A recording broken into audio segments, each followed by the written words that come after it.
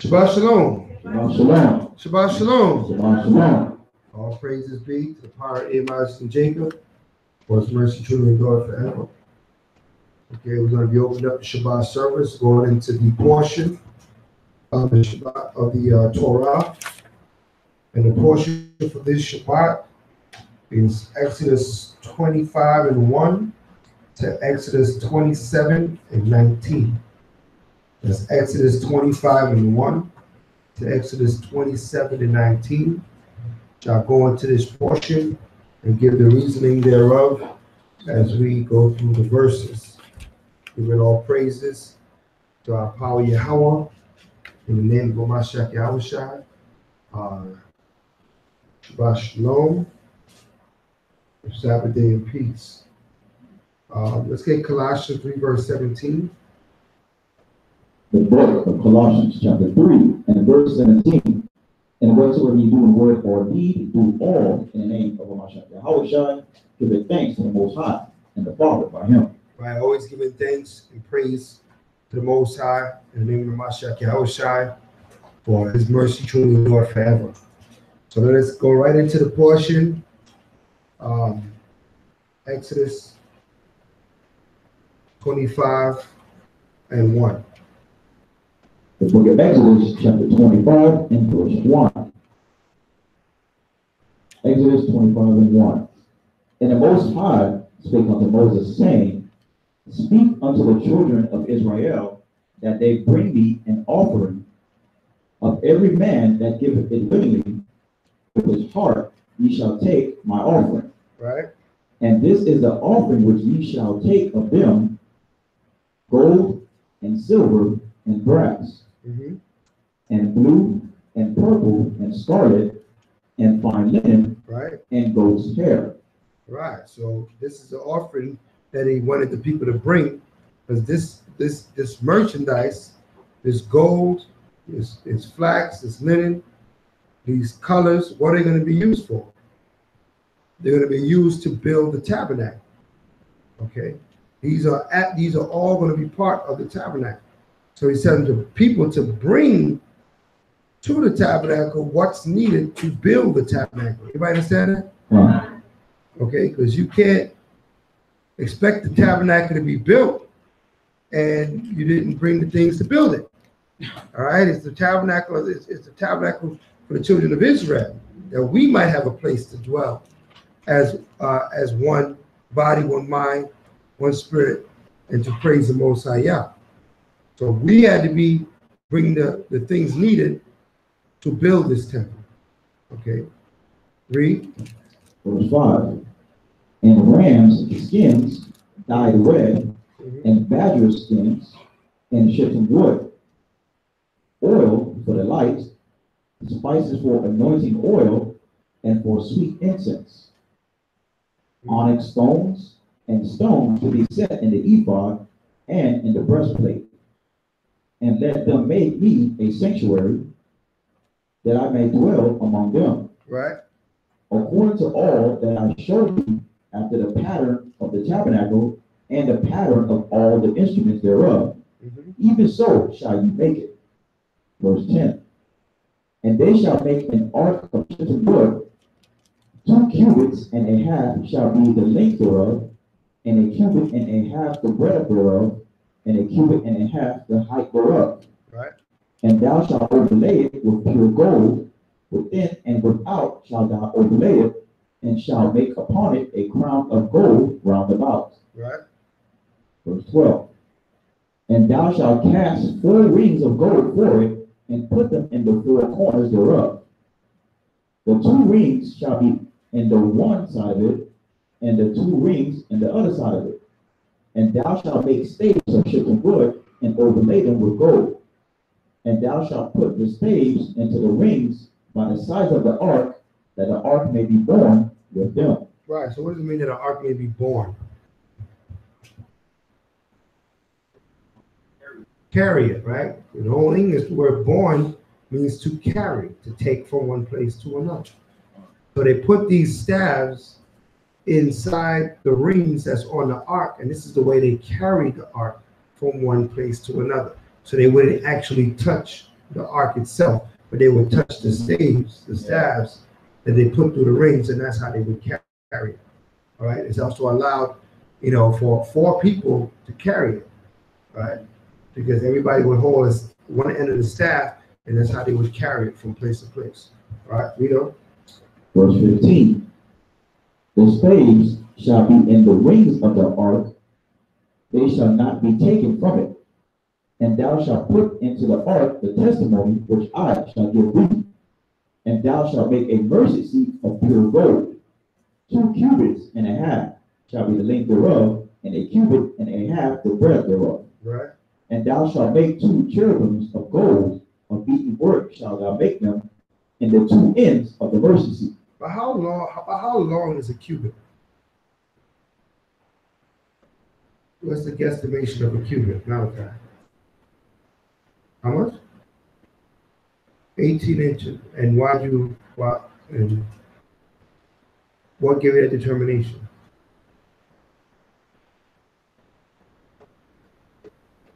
Yeah, I can't hear you. Right, from your elbow to your longest finger is how they used to measure cubits.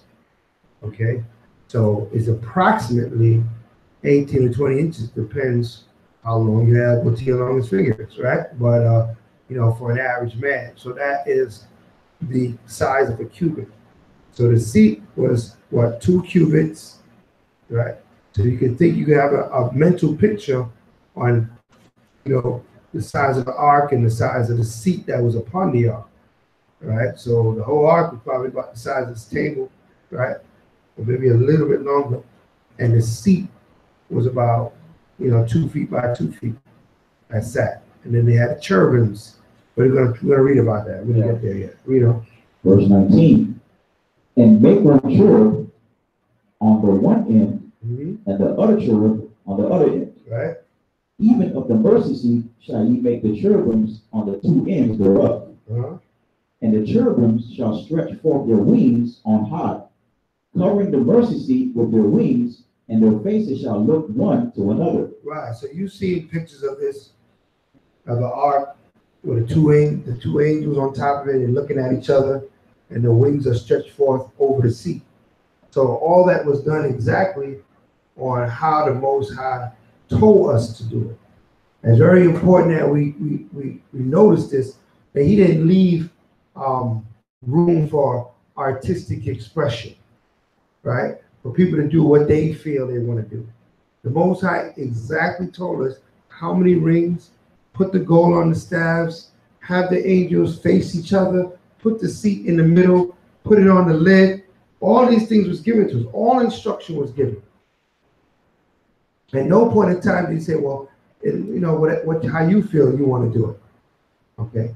Because that's not the power we serve. The power that we serve is a power of laws and commandment. It's a power of instruction. If you're not showing how to do something, wait to get the instruction. All right? Don't just wing it and then call it Yah, or call it the Most High. See the instruction, because it's written in the book. Right? He didn't leave us comfortless. He didn't leave us without a way, without an understanding. He left us with his knowledge, wisdom, and understanding in the book. So now we can use this and say, if we see something off, we see something wrong, somebody make a picture of the portrait of the tablet of the ark, and the angels is facing away from each other, right? We can look at that and go, no, that's off. Real quick. You know what the scriptures say, no? The angels are supposed to be facing towards each other. The wings are supposed to be over the mercy seat. He gave us what he wanted. Okay? That's the kind of power that we serve, though. In all things, he's going to tell us how to do it. Right? We don't have to figure it out. Let's look at the scriptures and see how to do it. All right, read on. Toward the mercy seat shall the faces of the cherubims be. Verse 21. And thou shalt put the mercy seat above upon the ark, and in the ark thou shalt put the testimony that I shall give thee. And there I will meet with thee, and I will commune with thee from above the mercy seat, from between the 2 cherubims which are upon the ark of the testimony. So now when he said, I will meet with you, I mean, the Most High is going to send a spirit down. and right above this seat, below the cherubim's wings. And that's where they will commune with the Spirit of the Most High Yah. It's how they were to communicate, all right, with the Heavenly Father. So you had to prepare a place for him to communicate with you. And this is upon the ark, upon the mercy seat. Okay, read on. Of all things which I will give thee in commandment unto the children of Israel. Verse 23. Thou shalt also make a table of shittim wood. 2 cubits shall be the length thereof, and a cubit the breadth thereof, and a cubit and a half the height thereof. All right, so somebody give me those measurements. Okay. How big is this table? All right. It says 2 cubits shall be the length thereof. Right? And a cubit shall be the breadth thereof. And a cubit and a half the height thereof. So if we judge a cubit by about 18 to 20, let's leave it at 20 inches to make the math easy. All right, just round it out a little bit. 18 to 20 inches by a cubit. All right, the height of the table was what?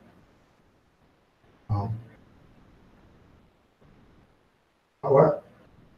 About 30 inches, right? Just shy of 3 feet.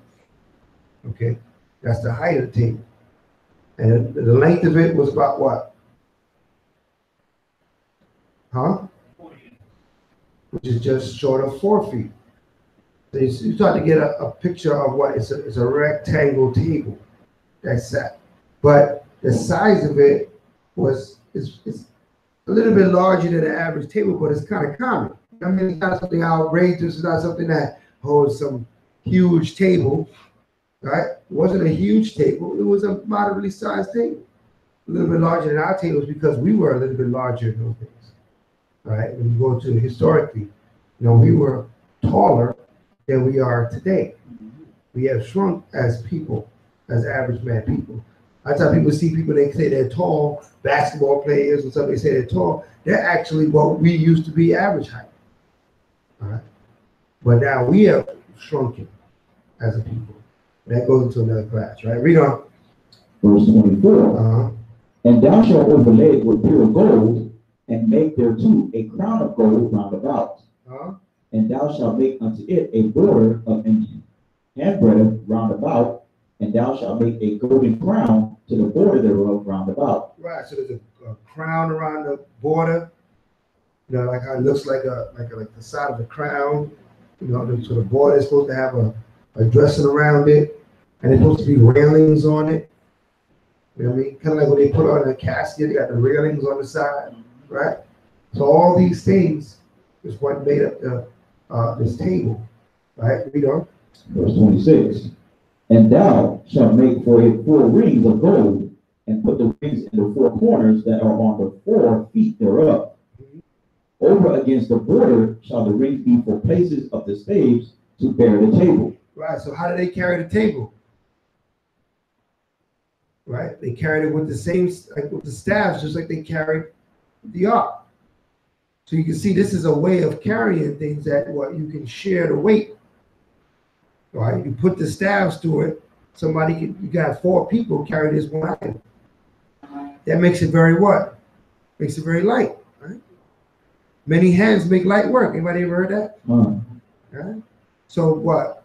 It wasn't that somebody would be bearing the ark. You're struggling carrying this ark. It was carried by 4 people. The table was also carried by 4 people. Right? And it was prepared to be carried. It was made to be carried. Because the Most High know that we were going to be transient. It wasn't going to stay in one place. The tabernacle was erected, it was going to have to be broken back down and moved. Erected, broken back down and moved. So it was created to be used that way. Okay, read on. Verse 27. Over against the border shall the rings be for places of the staves to bear the table. And thou shalt make the staves of shittim wood, and overlay them with gold, that the table may be borne with them. And thou shalt make the dishes thereof, and spoons thereof, and covers thereof, and bowls thereof to cover withal. Of pure gold shalt thou make them. Right. So the spoons, the cups, the plates, and everything was made of what? Pure gold. Okay. Pure gold. When you get the dishes that's on this table. So you got to kind of get a mental picture. Okay. The wood is overlaid with gold. The cups and everything is made with gold. We didn't just sit on gold and lock it up in Fort Knox somewhere. We actually used the gold. Gold had the color of gold has a spirit on it, of royalty. When you see gold, you automatically think royalty. Some sort of royalty.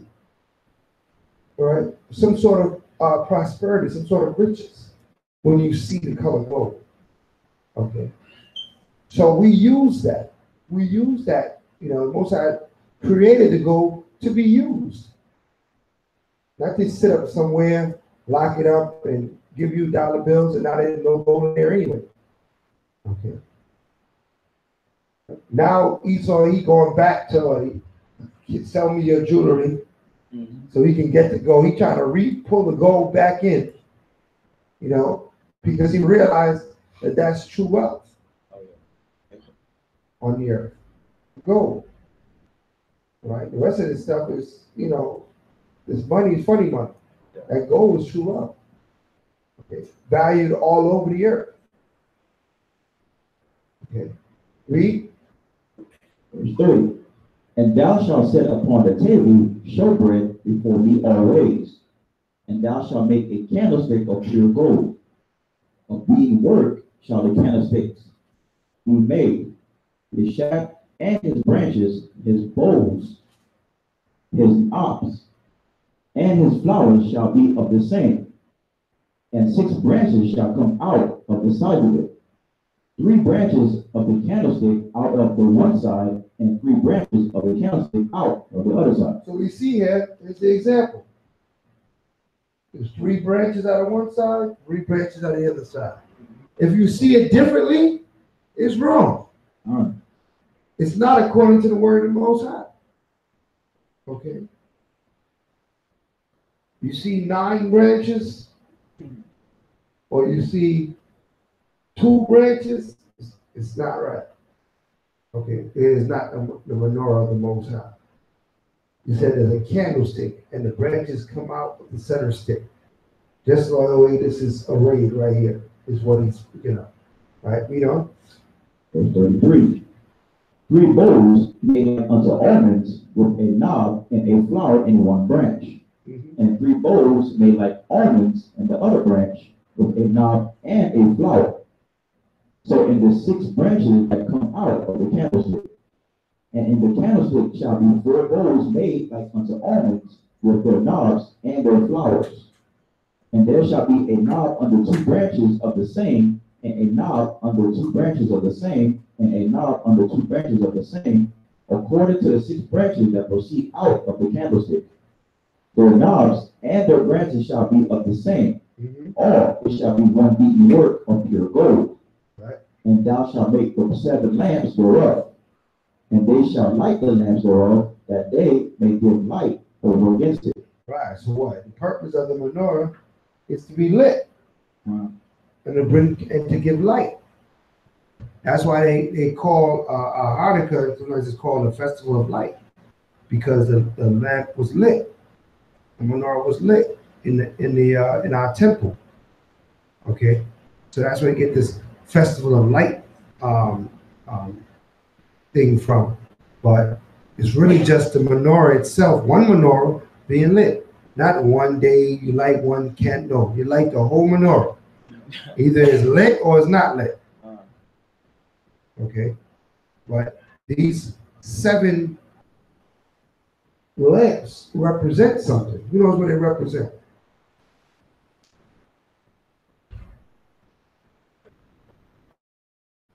Huh? The 7 lamps represent something. What does it represent? I can't hear you clearly. That's right. The 7 spirits that stand before the Most High. Let's get that real quick. Get Revelations.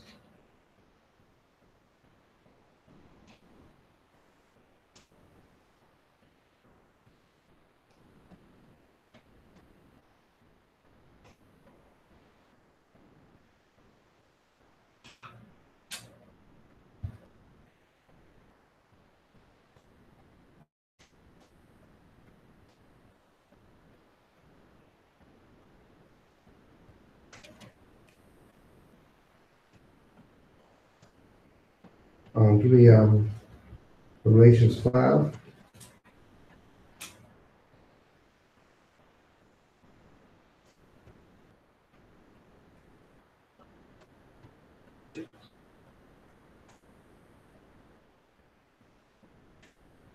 Yeah, 6. The book of Revelation, chapter 5 and verse 6.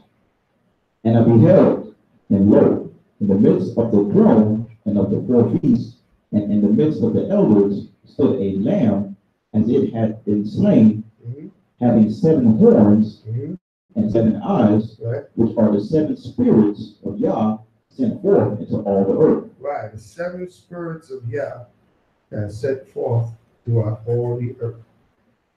Okay, so this is a raid in the heavens. Okay, also give me Revelations 1 and 12. The book of Revelation, chapter 1 and verse 12. And I turned to see the voice that spake with me. Right. And being turned, I saw 7 golden candlesticks. Right, the 7 candlesticks. What did he see? The 7 angels. Okay, the 7 candlesticks. It represents the 7 spirits. Right, read on. And in the midst of the 7 candlesticks, one like unto the Son of Man. Right, that's talking about Mashiach Yahushua is in the midst of the 7. All right, read. Clothed with a garment down to the foot, and girt about the paps with a golden girdle. Right, so we understand that. So in the midst of the 7 was a Mashiach Yahushua.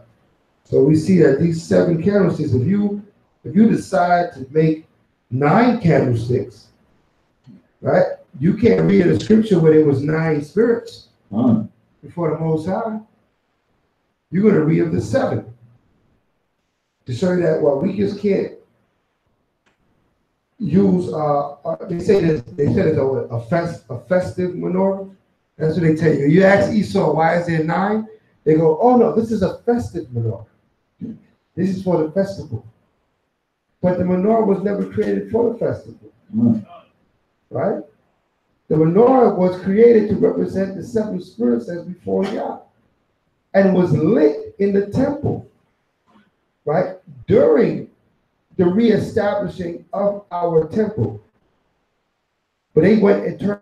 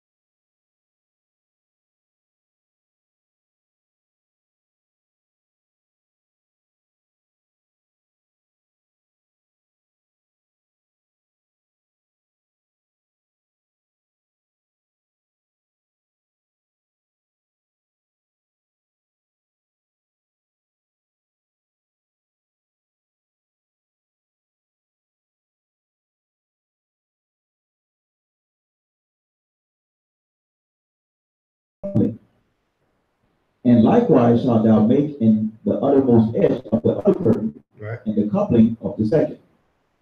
50 loops shalt thou make in the one curtain, and 50 loops shalt thou make in the edge of the curtain that is in the coupling of the second, that the loops may take hold one of another.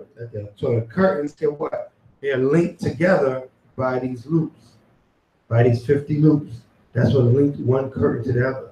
And they had to use couplings to link them together. Why is that? Because they have to be able to what? Be taken back apart. Right? Remember, everything was made that it could be what? Assembled and disassembled. Okay? You know, easily assembled, easily disassembled. Right? So the Most High showing you that we had a certain level of understanding, of mechanical understanding, structural understanding, engineering understanding. These things didn't come about later on. And they try to make you feel there was a time we had ages we didn't know what fire did, or we were living like Flintstones and bedrock, Barney Rubble, and no, we never lived that way. We never didn't know what fire did. Okay, we never had that. We never was lacking engineering understanding. We always knew how to build our home, build our place. Matter of fact, we are dumbed down now. We used to know more than we know now, right? If it was up to us to build a hut, a lot of us had to sleep outside. We weren't able to know how to make this thing stand up, right? Because what this society has done to us, it took away a lot of basic knowledge. Basic knowledge is how to provide food, shelter, and raiment. This is what you need: food, shelter, and raiment, which is probably the three things that you find few and far between. Can we even provide this, right? If we had to make ourselves clothes, a lot of us would just have to just get a sheet and just wrap it around us. Because we don't know how to do that, right? We don't know how to farm, a lot of us, right? Raise cattle, right? That's your food, right? Shift wheat. How do you separate the wheat from the chaff? I have no idea.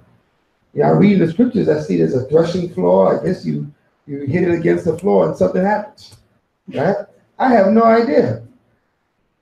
But show you that what we were actually more educated in the things that we need to know than we are today. We have a lot of education, a lot of folly in our heads, in our brains, in our minds, right? Of useless information packing our heads. Right? But when it comes to food, shelter, and raiment, we'll be lost. Okay, a lot of us. Some of us do have these skills. I know there's some men here that can build a house, and there's some sisters here that can, make your whole wardrobe, what kind of style you want, and get it done, right? Or have raised cattle, or have farms, and know what it takes to get the peas to grow and the tomatoes to bloom. But to show you that, most of our people in this society don't know these things. But we knew these things then. And we understood how to make rings and couplings and have them be the right measurement, the same space of, separating them so they link together. And then we could take it apart easy and put it back. We knew how to do all these things. You got to think, they got to use machines nowadays. We didn't have the machines. We were getting the heat out and the anvil and how we were knocking this thing together and making it a beautiful work. All right, with our hands, how to make molds. And we were making molds, how to mold the rings and pour the metal in there and let it cool and make a mold. We knew how to do all these things already. Okay, man knew how to do all these things. Okay, so we're not more. People think about going back to our heritage and our thinking like we're going to dumb down. No, we're actually going to be more advanced. The kingdom to come is more advanced than the kingdom that we live in. You think you've seen technology. Wait till the Most High show you some things. Right? It's going to blow you away. Okay? Let's read on. The book of Exodus chapter 26 and verse 6. And thou shalt make 50 taches of gold, and couple the curtains together with the taches, and it shall be one tabernacle. And thou shalt make curtains of goat's hair to be a covering upon the tabernacle. 11 curtains shalt thou make. The length of one curtain shall be 40 cubits, and the breadth of one curtain 4 cubits, and the 11 curtains shall be all of one measure. Right. And thou shalt couple 5 curtains up by themselves, and 6 curtains by themselves, and shalt double the 6th curtain in the forefront of the tabernacle. And thou shalt make 50 loops on the edge of the one curtain that is outmost in the coupling, and 50 loops in the edge of the curtain which coupleth the second. And thou shalt make 50 taches of brass, and put the taches into the loops, and couple the tent together, that it may be one. And the remnant that remaineth of the curtains of the tent, the half curtain that remaineth shall hang over the backside of the tabernacle, and a cubit on the one side, and a cubit on the other side of that which remaineth in the length of the curtains of the tent. It shall hang over the sides of the tabernacle of this side and on that side to cover it. Right, so this is what? This is the roof. What was the roof made out of? We just read it. What was the roof made out of? Anybody? Goat's hair. Right? It was made out of the goat's hair. And it covered the whole roof. Okay? The skins of goats covered the whole roof. Right? With the hair departed. So it was white. Right? So we have the colors. What was the colors of the curtains again that went around the tabernacle? What are the colors of it?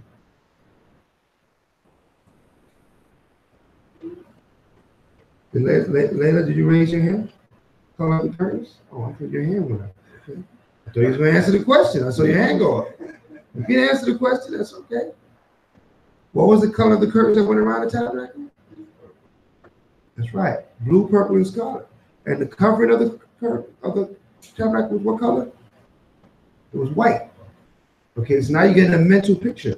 What about the rings? What were the rings made out of? Gold. What about the couplings that couple the rings together? Were made out of what? You read it. They were made out of brass. Okay? Right, it was made out of brass. Brass, gold, red, blue, purple. You're starting to get a picture. You got to start making a mental picture and go through these scriptures so you can kind of see the tabernacle. Okay? And what it was arrayed like. All right? Read on. The book of Exodus chapter 26 and verse 14. And thou shalt make a covering for the tent of rams, skins dyed red, and a covering above of badgers' skins. And thou shalt make boards of the tabernacle of shittim wood standing up. Read that once again. Tell them where you at. The book of Exodus chapter 26 and verse 14. And thou shalt make a covering for the tent of rams' skins dyed red. Right, so you got ram skins over the tent.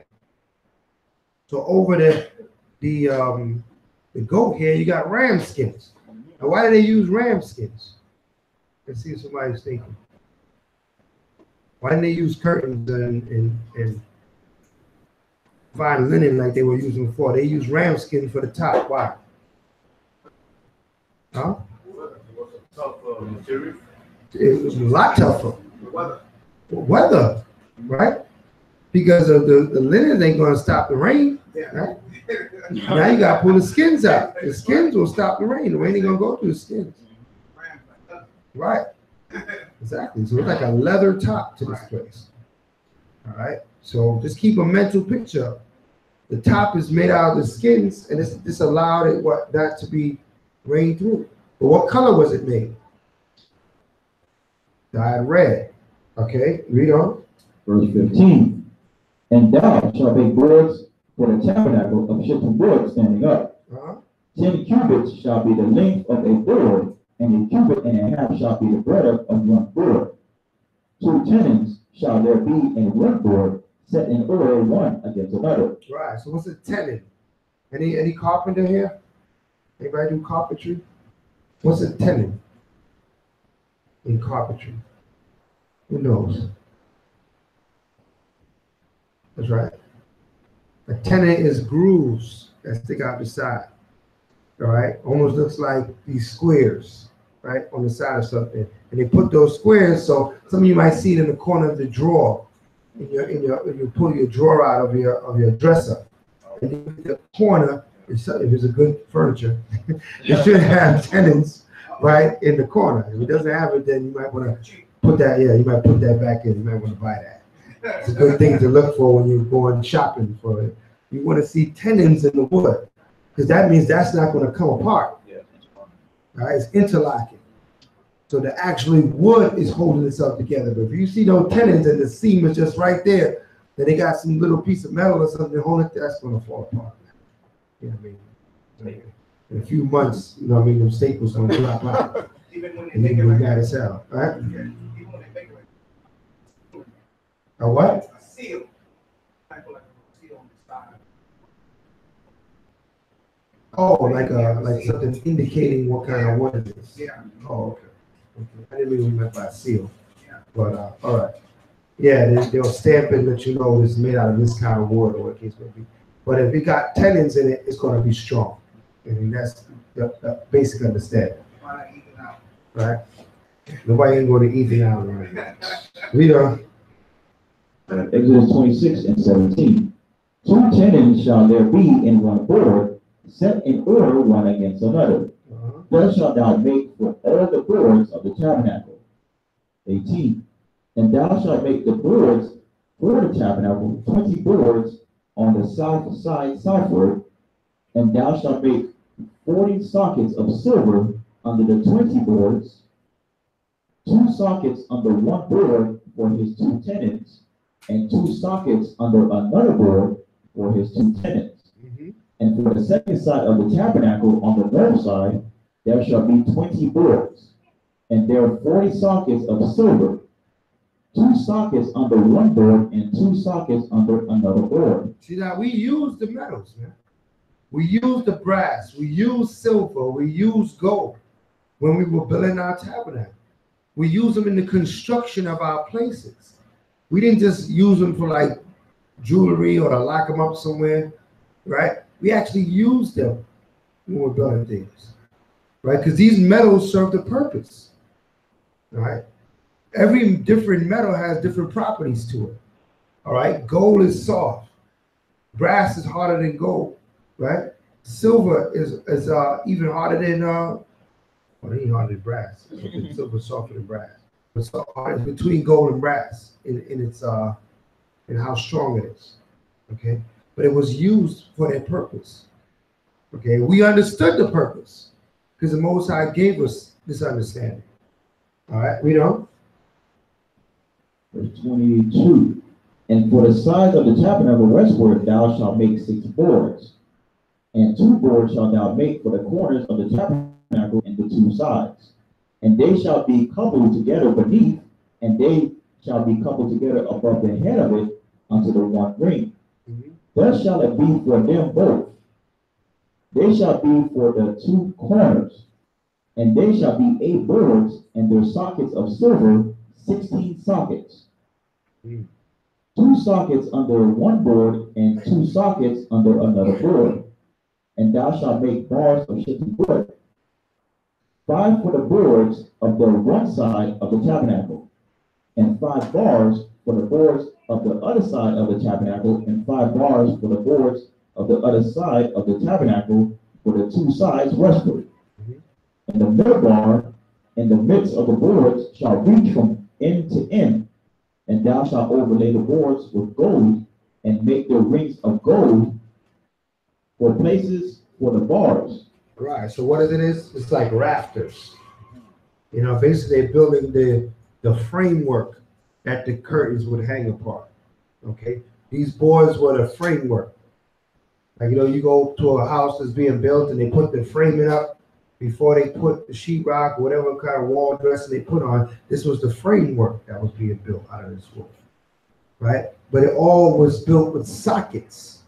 Why was it built with sockets? Because these things have to come back apart when time to move and be put back together, right?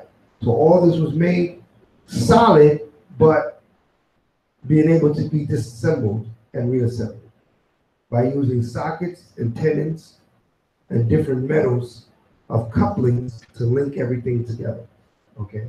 So you got to kind of get a visual as we're reading this, that it's of a rectangular shape. The sides have more boards in the front and the back, right? So it's of a rectangular shape. How tall was it? How tall did it say it was? Who caught that? How high was it? According to what it said, how tall was this tabernacle? You see how much? No, this is the tabernacle that we all dwelt inside. It couldn't be 30 inches. We're all taller than that, right? 10 cubits, that's right. 10 cubits, right? A cubit is approximately a foot and a half, okay? So if you get 10 cubits, you can say it's approximately, Well, it's, no, it'll be much more, 20 feet. 20 feet, closer to 20 feet, right? Closer to 20 feet, right? Just shy of 20 feet, maybe, 18 feet, 15, 18 feet. That's how tall it is, okay? So now we get in a visual of, this is a lot, it's a lot more feasible than, you read things in the scriptures and they break everything down. Somebody say, okay, it seems like it's larger than life or something that's, but it's real practical. As you read this is a real practical tent that you can put up, all right? Had we had this material, we could actually put this tent up, all right? With the information that's here, there's nothing lacking in the information that we could not construct this temple according to as it is written. He gave us that much detail, okay? He gave us that much detail, the rings, the sockets, the tenons, how things connect, what they use to connect to. He told us everything. Right? He left nothing up to our imagination. Okay? The Father, engineered this temple. Right? We read about it. We're not reading this is what the people did. We're reading that this is what the Most High told them to do. So he actually told them to use these sockets and use silver, use brass, use gold. Right? The Most High is giving them this information. Okay? So let's read. So where you at? Book of Exodus, chapter 26 and verse 29. And thou shalt overlay the boards with gold, and make their rings of gold for places for the bars. And thou shalt overlay the bars with gold. Verse 30. And thou shalt rear up the tabernacle according to the fashion thereof, which was shown thee in the mount. And thou shalt make a veil of blue and purple and scarlet and fine twined linen of cunning work. There goes those three colors again. Make a veil of blue, purple, and scarlet of fine twined work. I mean, that's like almost embroidery, right? That's fine twined work, meaning that it was not just plain. It was like embroidered with designs of these colors. Okay, read. With cherubims shall it be made. With what? With cherubims shall it be made. So inside this fine twined work, what did they see pictures of? Huh? Cherubims. What are cherubims? What are cherubims? They are the angels in their angelic body. Let's see what a cherubim looks like. Hold that and give me Ezekiel.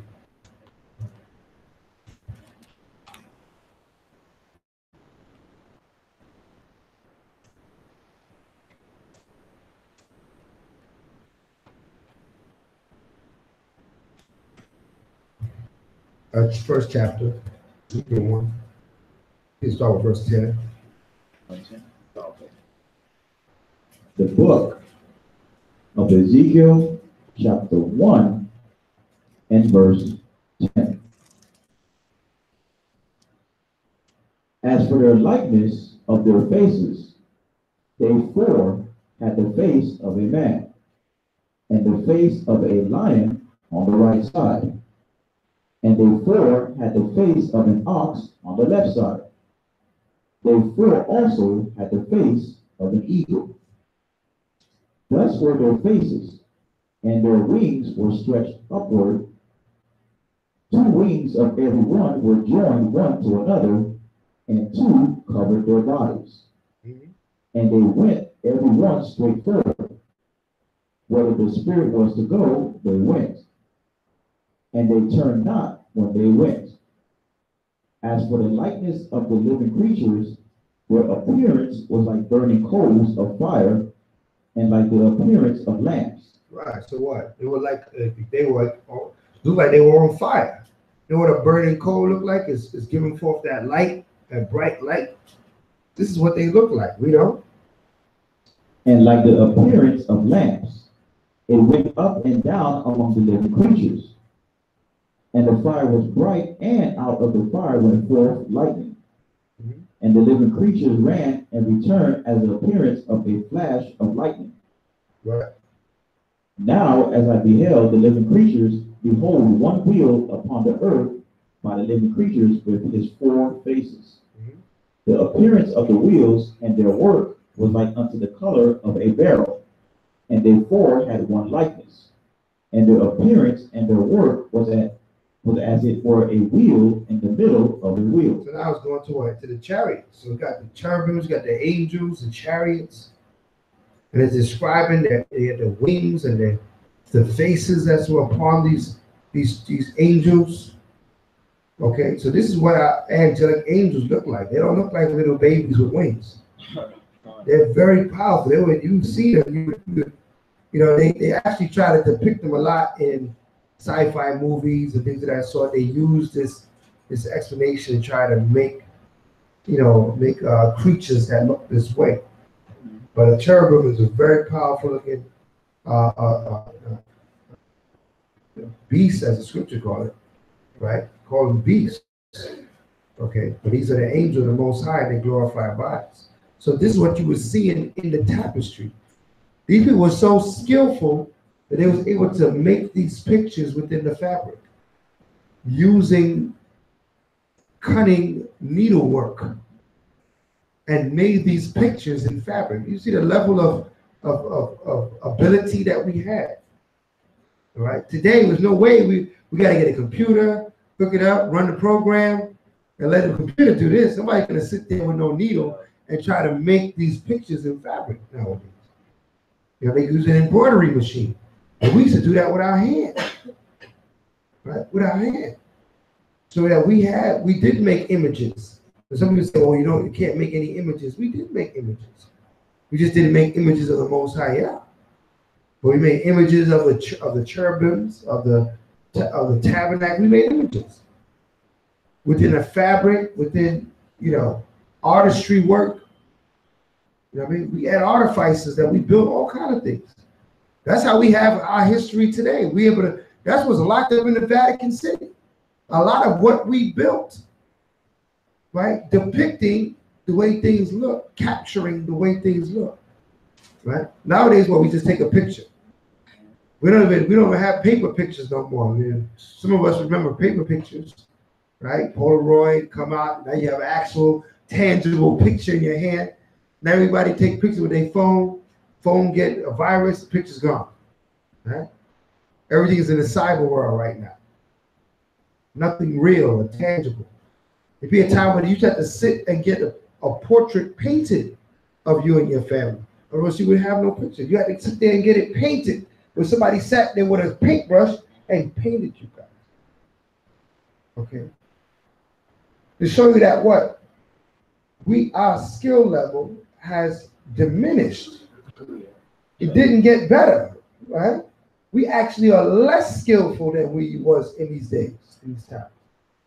Because now we rely on technology to do everything. We can't even remember our own phone number. Right?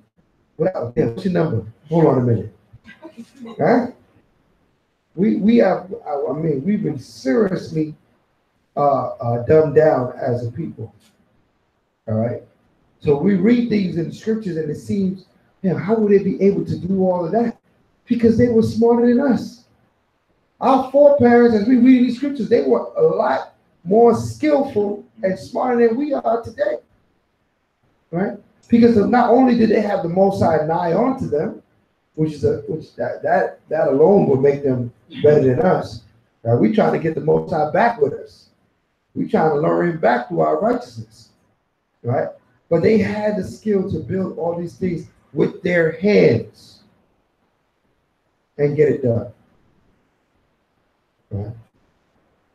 So these cherubims were beasts that have many details and attributes, and they were actually weaving that into the curtain. Right? The veil actually had images of the cherubims in the veil. All right, let's go back to the veil in Exodus. The book of Exodus, chapter 26, and verse 30. And thou shalt rear up the tabernacle according to the fashion thereof, which was shown thee in the mount.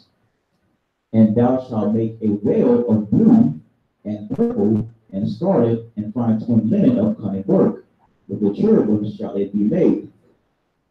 And thou shalt hang it upon 4 pillars of shittim wood overlaid with gold. Their hooks shall be of gold upon the 4 sockets of silver. And thou shalt hang up the veil under the patches, that thou mayest bring in thither within the veil the ark of the testimony, and the veil shall divide unto you between the holy place and the most holy. Right. Yeah. The most holy, the holy of holies. So behind this veil was what's called the Holy of Holies, or the most holy. And that's where the ark would stay. And that's where the Most High Spirit would send the Spirit to ascend down upon the Ark of the Covenant. And this is where the high priest, once prepared, would enter into this Holy of Holies to receive instruction and to converse with the Most High. All right? So this is where he went. All right? So just get a mental picture. There's a veil. Everybody can't go behind this veil. But when they saw the veil, it wasn't just a plain curtain, right? All kind of works in it, cherubims and, images is in the curtain. You know what I mean? The curtain was what? These 3 colors, right? So when they saw the curtain, it had the purple, the red, and the blue, and the images and all that. So you got to kind of get that. And the staves that held up the curtain were overlaid in pure gold. So this thing was not just plain looking. This tabernacle was, we're in a wilderness. Okay? Understand that we're not even in our kingdom yet, and the Most High got us rolling like that. Okay? We just going through the wilderness and setting up camp, but the camp had to be arrayed in all its perfection. Now you understand the spirit of the Most High. This is how the Most High moves. He does glorify things. Right? He glorifies the things of righteousness. He makes them look beautiful and how would you say, beautiful to behold. Okay. He didn't just throw a sheet up there, plain sheet, cover some sheets, don't matter the color, make it all white. No, that's not the Most High. Okay. Multicolored, multi-fabrics, silks and linens. That's the Most High Yah. Everybody understand that? Read. Exodus chapter 26 and verse 34. And thou shalt put the mercy seat upon the ark of the testimony in the most holy place. Come on. And thou shalt set the tabernacle without the veil, and the candlestick over against the table on the side of the tabernacle toward the south. And thou shalt put the table on the north side. And thou shalt make an hanging for the door of the tent of blue and purple and scarlet and fine twined linen, wrought with needlework. Wrought with what? Needlework. With needlework.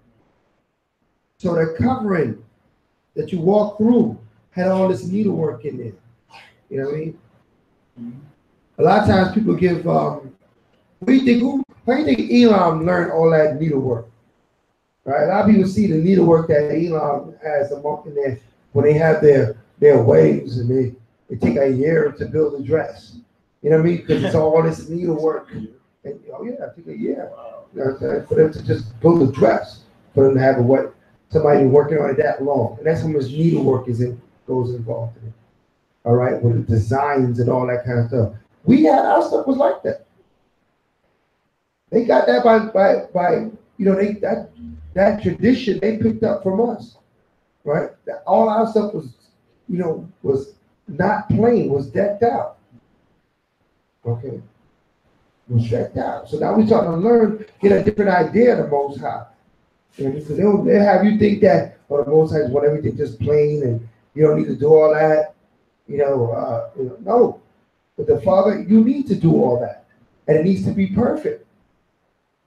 Okay, and it needs to be perfect. All right, read on. Exodus chapter 26 and verse 37.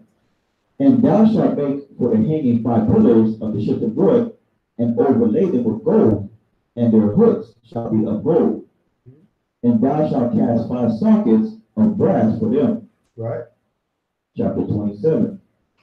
And thou shalt make an altar of shittim wood, 5 cubits long and 5 cubits broad. Mm-hmm. 5 cubits long and 5 cubits broad. So it means this altar was what? Square. Okay. The altar is square, not rectangular. And you see why that's important in a minute, so you can understand what happened on the altar. All right, read on. The altar shall be 4 square, and the height thereof shall be 3 cubits. Right. And thou shalt make the horns of it upon the 4 corners thereof. His horns shall be of the same, and thou shalt overlay it with brass. Right. So on the 4 corners of this square table structure, there's horns, and all 4 horns were overlaid with brass. Right. Now notice he was overlaying everything with gold, but all of a sudden he's overlaying things with brass. The understanding is going to come. Why is it brass and not gold? As we read on. Read on. Verse 3. And thou shalt make his pans to receive his ashes, and his shovels, and his basins, and his flesh hooks, and his fire pans. All the vessels thereof thou shalt make of brass. Right. So all these vessels shall be made of brass to hold ashes. You know, these things. Why is it not made out of gold? Because gold burns at low temperature. It melts. Right? And upon this altar, they're going to be burning the offerings. So they made all this of brass, because brass can withstand lots of heat. Okay, if you have a fireplace, and do that, so you see these utensils be made out of brass, because they're not gonna melt, right? Menorah behind you. Right. Brass. That's what Right. But the menorah itself, when you read the scripture, was made out of gold. Because there's not much heat at a little candle. We actually put the candles in it. So it wasn't like raging heat, like at a that you put an offering on. That's a different level of heat that will melt it. Okay, read. Exodus chapter 26 and verse 4. 27 is large. And thou shalt make for it a grate of network of brass, and upon the net shalt thou make 4 brazen rings in the 4 corners thereof. Right, so now what is this now? This network of brass, what is that? Huh? What is it? What is it? That's right, it's a grill. It is the grill. The network of brass is the grill that they're going to put the meat upon, right, when they set up the offering. So that grill was made out of brass. Okay. So now we have and it had the 4 rings, so the grill could be suspended in the middle of this square structure, right? So that the fire could be put underneath the ashes and things. So the altar is a grill, a square grill, right? That they boost up the fire from underneath and they put the offering on top of the brass net, as they call it. But it's just a network of brass being woven, right, to make this grill. Okay, read on. Verse 5. And thou shalt put it under the compass of the altar beneath, that the net may be even to the midst of the altar. Right, so now we got to make sure that it's even to the midst of the altar, so it's not above it, not below it, it's even. So when they put the offering on it, you can see the offering, but you don't see the grill above it, or you don't see it, the offering don't disappear. It sits right on the top. So it's even with the side, with the height, right? So now you gotta get a mental picture. It's just like a grill, right? Read on. Verse 6. And thou shalt make staves for the altar, staves of shittim wood, and overlay them with brass. Right. And the staves shall be put into the rings, and the staves shall be upon the two sides of the altar to bear it. Right. So all the other staves that we built, we overlaid them with what? With gold. Yeah. But these staves, we overlaid it with brass.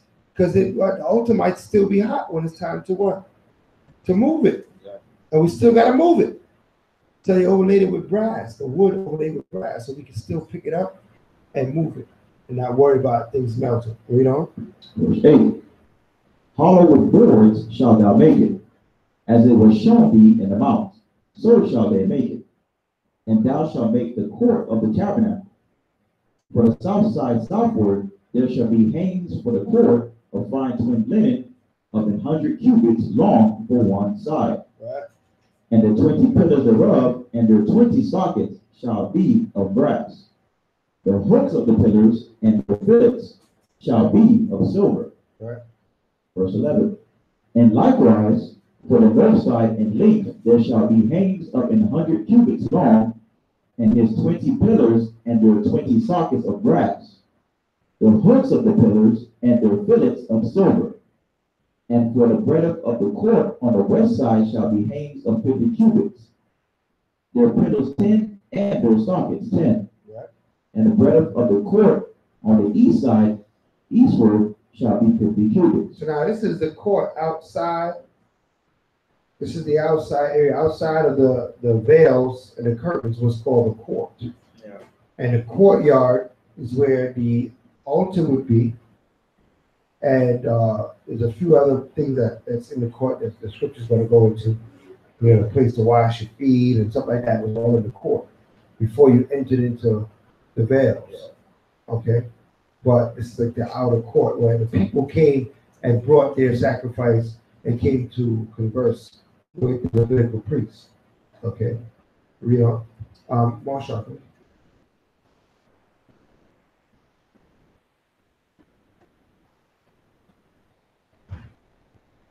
Go ahead and read. Verse 14. The hangings of one side of the gate shall be 15 cubits, their pillars 3, and their sockets 3. Verse 15. And on the other side shall be hangings 15 cubits, their pillars 3, and their sockets 3. Right. Verse 16. Okay. And for the gate of the court shall be a hanging of 20 cubits of blue, and purple, and scarlet, and fine twin linen, wrought with needlework, and their pillars shall be 4, and their sockets 4. Okay. All the pillars round about the court shall be filleted, filled with silver. Their hooks shall be of silver, and their sockets of brass. The length of the court shall be 100 cubits, and the breadth 50 everywhere, and the height 5 cubits of fine twin linen, and their sockets of brass.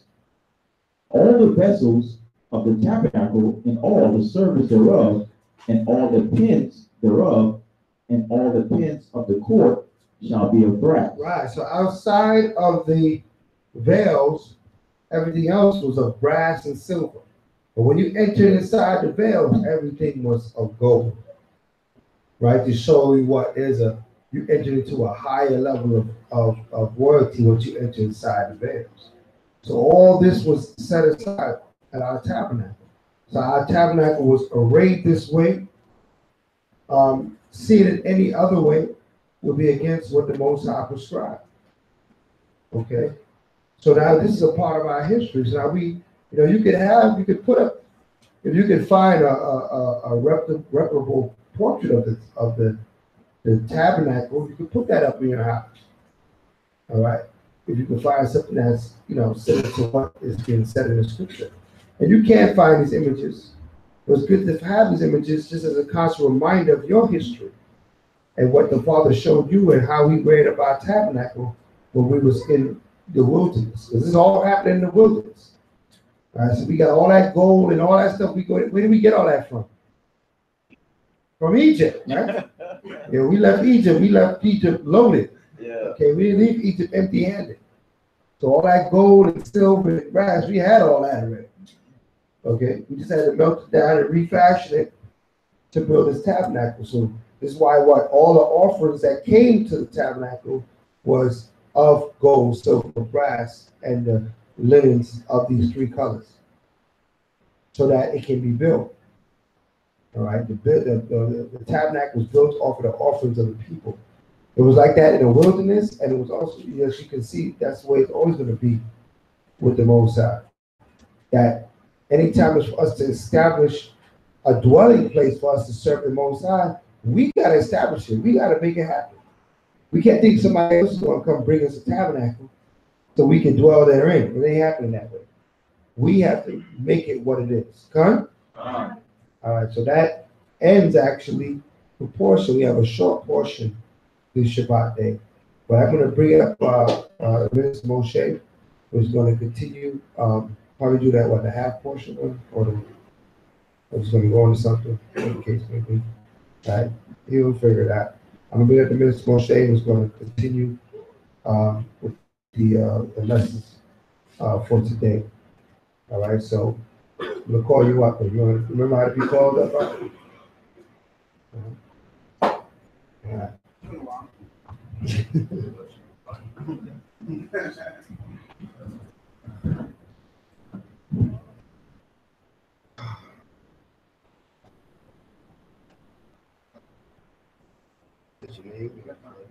Masha, Bungad, Bunyasha. Masha, Bungad, Bunyashra. Now Yahweh Bashem Masha Kel Shabbat Thumb. Now Yahweh Bashem Thumb.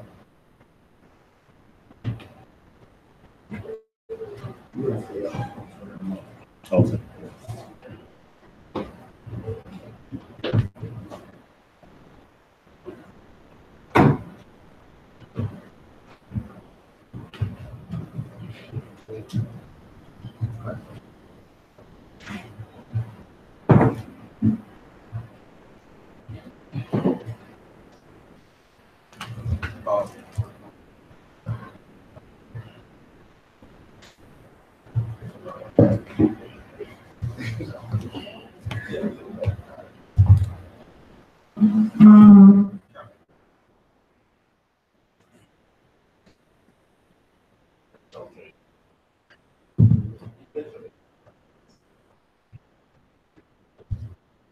Hallelujah. All right. All praise be to the power of Abraham, Isaac, and Jacob.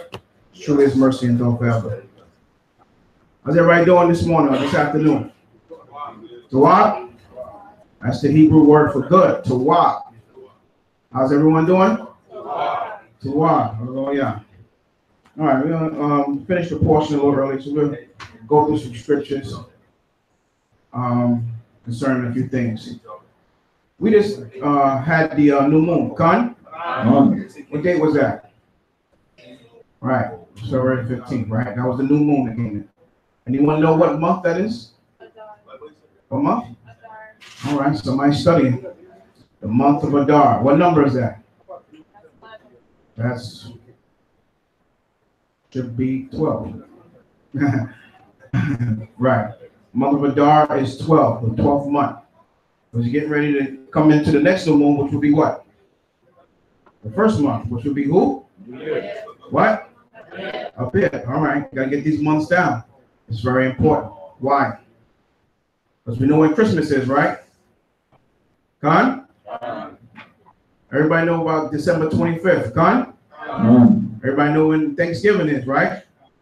Why? Because Esau don't let you forget it. Come August 25th, he throwing videos up on commercials, you know, talking about the turkey and the stuffing and the yams and the macaroni and cheese. That's how we gotta be with our holidays, the true holidays. That's how we have to be. We have to be pushing it, because we don't push it, who is gonna do it? Who's gonna do it? That's right. It's up to us. Right? Somebody in the spirit singing. Nobody. All right, let's start out with Exodus. Give me Exodus. He was there earlier. Give me Exodus 23. Give me Exodus 23.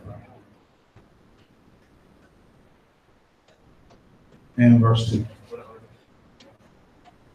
Exodus 23 and verse 2.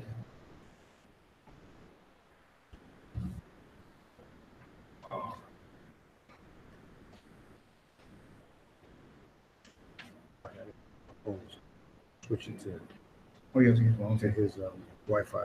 Oh, yeah. Yeah. Okay, all right, do your thing. The book of Exodus, chapter 23 and verse 2. All right, read that.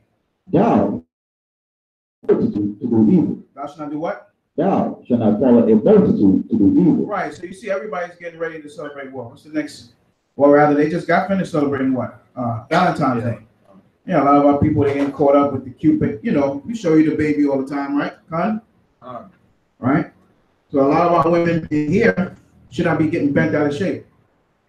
They should be all happy, because you know what? We're not celebrating that. Con? And some of you men too, man. You know, we should be happy we're not into that world. We into the world of the Most High.